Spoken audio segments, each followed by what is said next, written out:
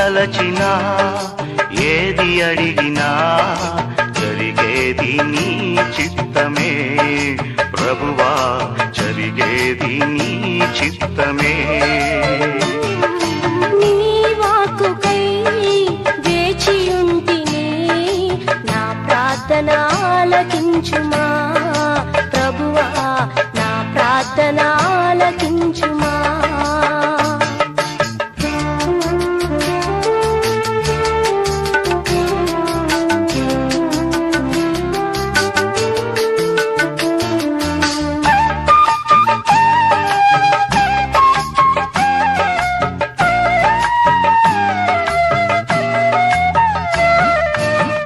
తోడు లేక నీ ప్రేమ లేక ఇలలోన ఏ ప్రాణి నిలువలేదు.